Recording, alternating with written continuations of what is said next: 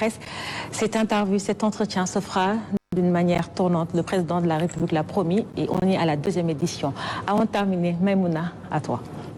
Merci beaucoup, Mariama, et je remercie mes confrères et consoeurs d'avoir fait de moi leur porte-parole pour cette question liée à la situation de la presse, Monsieur le Président.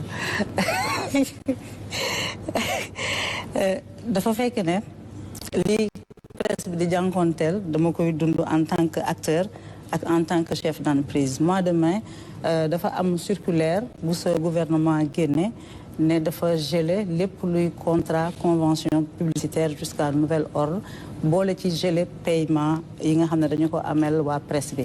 Boobaak léegi nag commande publique amatul te it secteur privé bi nga xam ne dañ leen daan yaakaar ñoom tamit dañoo nekk ci ay jafe-jafe yoo xam ne daanaka amatuñu sax assiette publicitaire bu ñuy teg à la disposition des médias. Loolu indi situation bu doy waar ci entreprise de presse yi. yaa ngi secourir secteur yu bëree bëri yaa ngi apurer passif yi ndax di nga taxaw ci apurer passif paiement yi nga xam ne presse bi am na ko ngir mu mun ñoo dimbali parce que président dëgg bi mooy metti na dañoo rusa abandonné te it am yërmande tamit ci xëy naan dañuy wàññi ay employés waaye ñu bari ci ñun mënatuñu li nga xam ne moom mooy collège délégué CNRA bi kañ la ñu koy mettre en place ba régulateur bi di mën di délibérer ci li nga xam ne moom mooy légalement.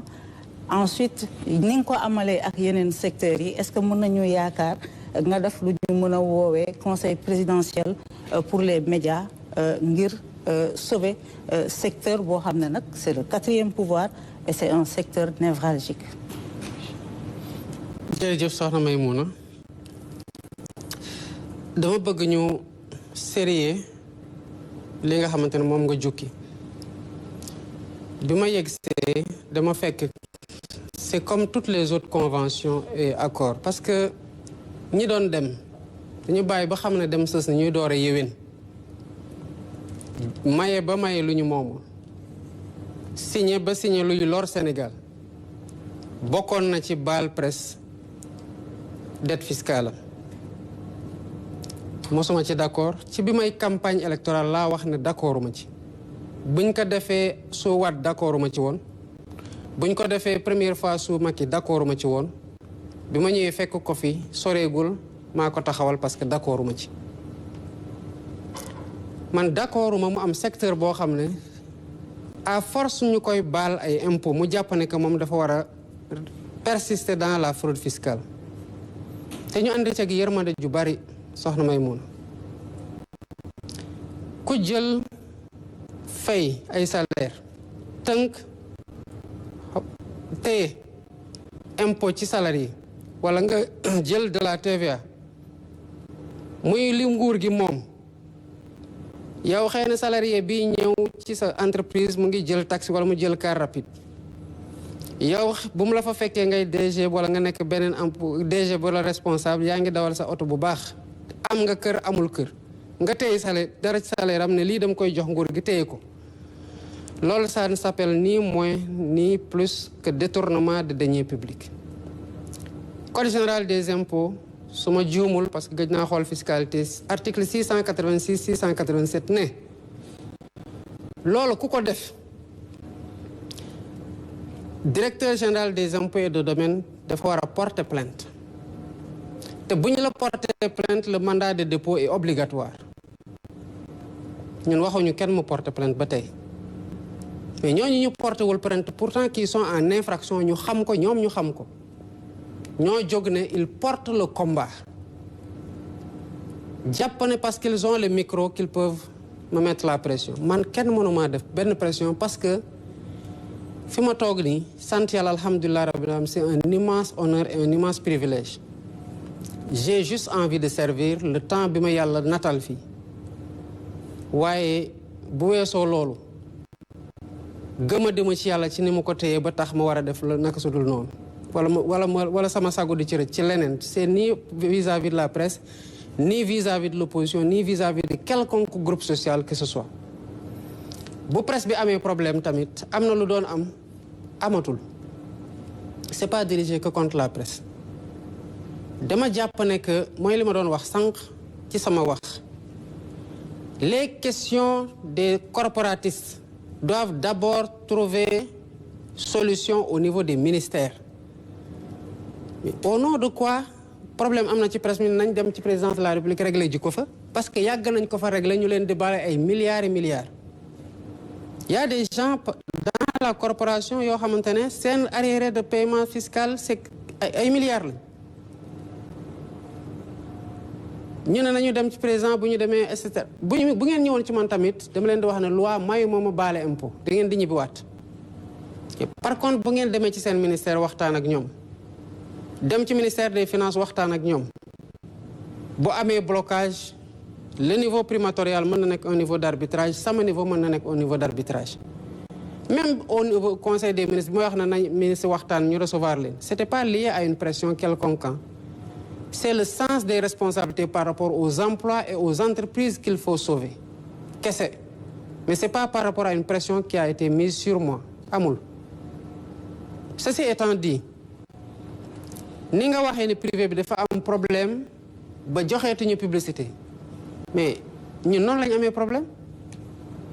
Bu ñu ñëwee dañu ne il faut qu'on rationalise. C'est pas que les publicités. Lan moo doon xew. Ñëpp gis nañ convention yi nga xamante ne jot na génn ci biir presse bi. ñan lañ ko doon jox demoon sax ci ñu mu war a dem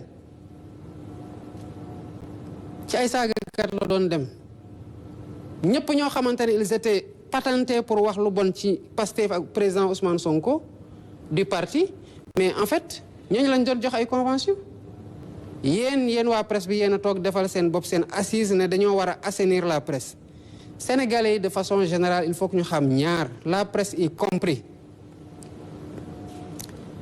Il n'y a pas de réforme sans douleur.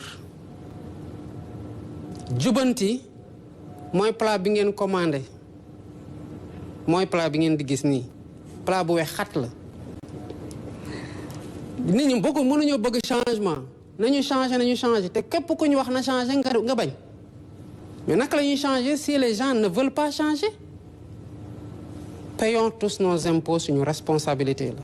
ñi ci doon góorgóorlu nañu gën a góorgóorlu ñi ci dul woon góorgóorlu nañu gën a góorgóorlu maintenant quand un problème survient ce que j'ai pas aimé dans l'attitude de la presse te naa la ko wax tamit mu leer tey mooy automatiquement ngeen jàpp ne que vous devez court-circuiter tout le monde y compris le ministre le premier ministre dem palais toog ak président de la République régler ji ko fa jël seeni photo comme ça se faisait loolu laa bañ beneen bi mooy vous êtes fautif parce que les redressements ont été consacrés les procédures closes. Vous auriez dû payer et il y avait ce que la loi dit mooy contrainte ji lañ leen di teg ak li nga xamante ne bëgguñu fa woon dem ba foofu par responsabilité et mansuétude. am na loo xamante ne nag bu amee yéen a am dëgg d'abord balaa may wax ci loolu je reviens sur les publicités bu ñu gisee ne que ay DG fi nekkoon. di signer comme bon leur semble ay contrat de publicité selon que presse bi def leen di xalamal ou pas wala mu leen di saagal seen adversaire dañu wax ne l'argent des entreprises publiques mënul servir à donner des contrats de publicité pour la promotion des directeurs généraux et pour des guerres par procuration ñu ne levons le pied ba mettre de l'harmonie xool entreprise buy def publicité lan la soxla est-ce que dafa war a jegeenteeg soxna Astou Dione mu yore médiam rek mu du ko xëppal ay publicité bu ko jaree bu ko jarul wala dafa war a ressortir d'une stratégie d'entreprise lucide qui répond à un objectif de communication qui a été bien pensé loolu lañ bëgg mu am. On a dit que d'abord on a changé le Big Gouv qui était un bureau d'information en bureau d'information et de communication gouvernementale. mu booloog la communication de la présidence ñoom ñaar ñu am un comité exécutif pour avoir une communication de l'État. Ils se réunissent mensuellement, c'est élargi aux chargés de communication des ministères qui ont la charge aussi de décentraliser au niveau des directions de leur ministère. Et que le plan d'action de communication remonte ñu xool est-ce que am na une cohérence dans la parole de l'État loolu àndut ak ñu bàyyi DG bu nekk muy def ay contrat gi ñu ko neex y compris ñi nga xamante ne c'est pas les destinataires parce que créé wuñu benn emploi amuñu benn charge lii la ñuy régler te bu sotee di ngeen ci gis seen bopp. mu des nag beneen affaire am na kenn ku ma bind récemment ne ma dafa presté fayuñu ko. J'ai écrit au concerné via le directeur de cabinet pour lui dire ñii nañu vérifier ndax prestation yi ça a été fait dans le cadre d'un contrat conclu ñu ngi koy saytu.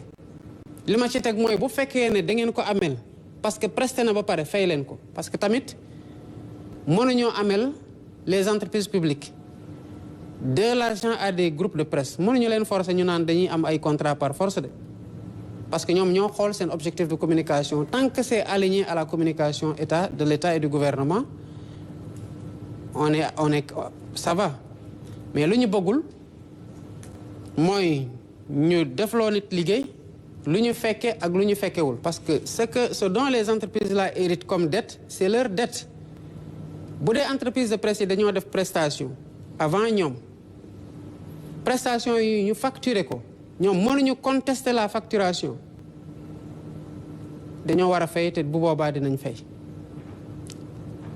yóbbante nañu la def la porte-parole xam naa doy nga sa porte-parole waaye waxal ñi la yóbbante képp koo xam ne def na prestation mu dem ci ki mu prestel ne ko fay ma mu bañ ko fay na fexe ba ma jot ci contrat bu ñu bokk bu leen boole la preuve que la prestation a été faite montant bi ñu ko amel bu boobaa dinaa wax entreprise boobu kii ngeen amel fay leen ko xaalisam parce que loolu tamit mooy yoon.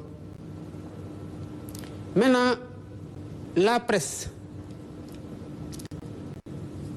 je ne dis pas que di ngeen d'accord ci lépp luy ministre bi di def wala mu koy wax mais accordez-nous le bénéfice du doute qu'on est de bonne foi vis-à-vis de la presse.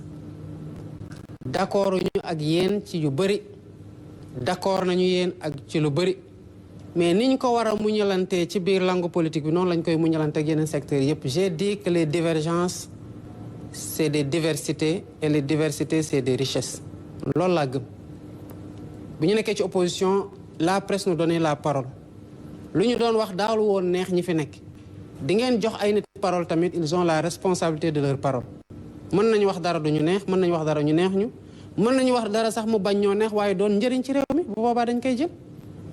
Donc vous devez être aidés et nous sommes dans les meilleures dispositions comme pour tous les secteurs à vous aider mais du nekk ci pression ak parce que vous tenez le micro loolu kese mooy suñu aujourd'hui divergence boo xamante ne mën nañu ko am muy une divergence majeure. Le ministre je le connais personnellement comme je connais les autres ministres du gouvernement. C'est des gens qui sont extrêmement engagés à servir et à servir tout le monde. Ils sont de très bonne foi. Et je crois savoir qu'il est même dans la logique d'augmenter l'aide à la presse, étant entendu que le dernier exercice bu ñu def par rapport à la reconnaissance des entreprises de presse, c'est un exercice qui restreint la base des bénéficiaires. Bu base bénéficiaire bi wàññeeku montant bi augmenté mais li ngeen nar a jot ci aide de la presse dina gën a bari. Pourvu que cela se fasse dans la transparence et pas sur la tête du client, selon que le média est favorable ou défavorable. C'est pas le sujet. Am na ci lu mu liggéey. J'ai pas encore vu le document définitif ressortant des dernières de la dernière situation, mais ma conviction mooy li ngeen doon jot ci aide de la presse dina yokk. Li ma leen mën a promettre tamit mooy ñi leen ameel seen xaalis qui soit une créance qui n'est pas contestable. dinañ leen ko fay et dans les meilleurs délais.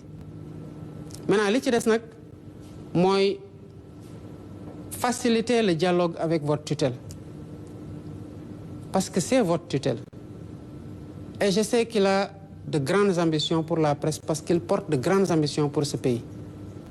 Des fois nag préjugé dina yàq lu bari ci waxtaan gi war ci diggante nguur gi ak ay segments yu bari. Mais donnez-nous le bénéfice du doute ci yenn yi parce que yenn yi tamit dafay gaaw a braquer nit ci à juste titre effort boobu rek la ñu leen di laaj. Maintenant ni ñuy jàppale yeneen secteurs yi la ñu leen di jàppale j'aurais bien pu vous recevoir hein mais ci conditions yi ñu doon demander audience bi ak exigence d'automaticité bu mu bëggoon loolu laa nangul woon. Maintenant que si cela se comprend mën naa toog ak yéen ñëpp déglu leen waxtaan ak yéen ci mais du romb dégg bii tamit nga xamante ni jàpp naa ko de après dinaa xam xëy na lu ma xamul lu ngeen mënta wax ci biti boobaay on apprendra acte dans la mesure où les arguments présentés sont pertinents waaye ñi fi nekk presque ak ñeneen favorable ak défavorable yëpp yéen jàmm kese lañu leen yéene parce que ay sénégalais ngeen te après tout le gouvernement gouverne pour tous les Sénégalais et le président de tous les Sénégalais amuñu ci xaj ak seen. Très bien. Le collège du CNRA. Merci beaucoup. Le collège du CNRA sera bientôt mis en place. J'avais reçu une lettre dans ce sens-là et j'ai instruit. Très bien, Monsieur le Président de la République. Merci d'avoir accordé de votre temps à la presse sénégalaise. Je rappelle que c'est un rendez-vous périodique que vous avez initié et que vous respectez. Et ça sera de manière tournante, une manière de donner la chance à toute la presse sénégalaise de venir ici discuter avec le chef de l'État. Monsieur le Président de la République, maa ngi lay gërëm di la sant ci dalal bi ñu dalal fi tey ak waxtaan bi ñu fi amal maa ngi sant tamit di gërëm sama collègue journaliste yi ma ci àndaloon François Xavier Thiaw bu RTS, Astou Dione de la 2STV, Ablaye Diallo Yor bi, Mohamed Diallo Seneweb, Maïma Ndour Faye de la 7TV et Sidi Diop du quotidien national Le Soleil. Merci également à vous, chers téléspectateurs. Merci à tous les Sénégalais. maa ngi leen jox dig daje bu yàggul dara ci seen télévision nationale la RTS. Bonne soirée à tous.